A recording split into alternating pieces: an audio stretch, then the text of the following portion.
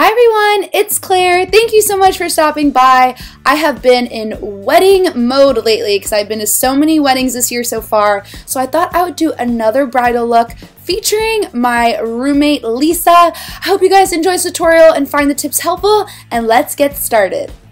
For the foundation, Lisa has beautiful sun-kissed skin right now, so I didn't want to take away from that. I picked a foundation that's really hydrating. This is the MAC Studio Sculpt. It has a really nice creamy finish, and I'm just using that sparingly throughout her face to give her a nice, even, flawless finish.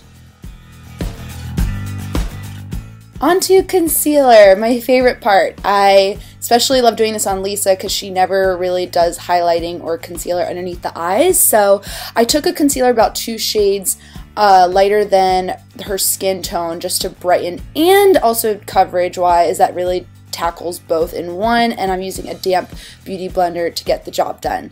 And here I am filling in her eyebrows, another thing that Lisa never does, so this has been really fun transforming her and doing things she doesn't typically do. And I'm just using a matte powder eyeshadow. It's a little bit on the warmer side, but I thought it would be nice with her hair color because she does have some brown in her hair, and I'm just filling in her natural shape.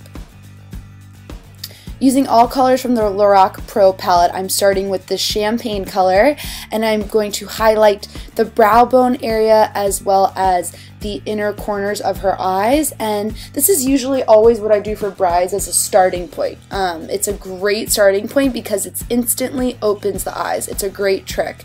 And then the next shade I'm using is a light bronze color. Lisa has gorgeous blue eyes, like amazing blue eyes that I wanted to really showcase. So any sort of bronze colors, if you look at the color wheel, blue is opposite from orange and yellow, and that means they're most complementary. So any color, if you look at the color wheel, it's a great guide, and I chose a really light bronze to make her eyes pop. Taking a big fluffy brush, always need one of these guys for the crease, and the crease I am using the same color surprisingly in her brows. I do this a lot because they look really nice next to each other, and it's always a neutral brown that I use in the crease, and this one I thought looked great on her skin tone. It's very, very natural.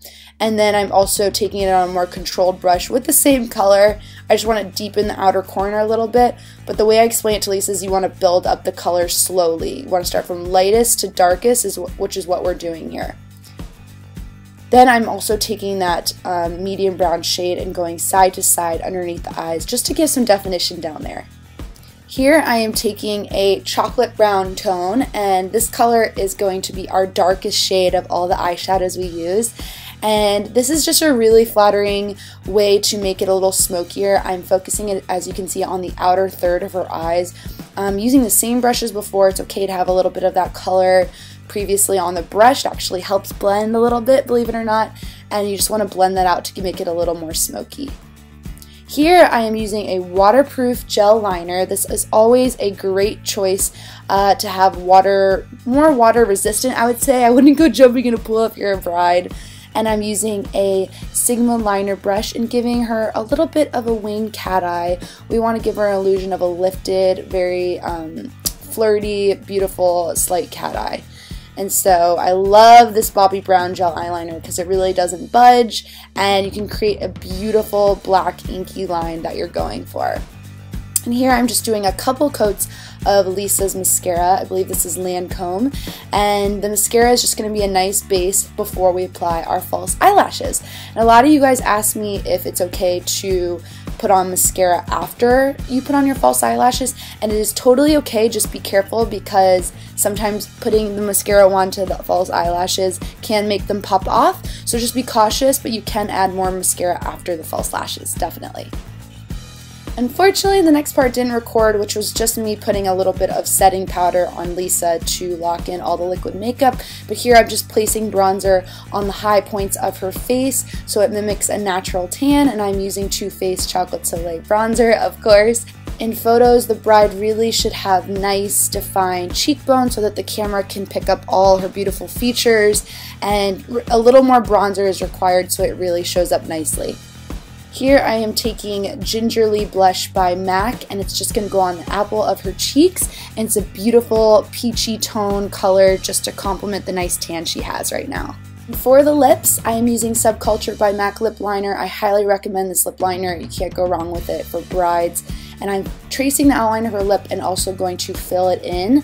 Lisa said her top lip is a little smaller than the bottom, so the way to exaggerate best your mouth is using a lip liner. It looks the most natural, I find.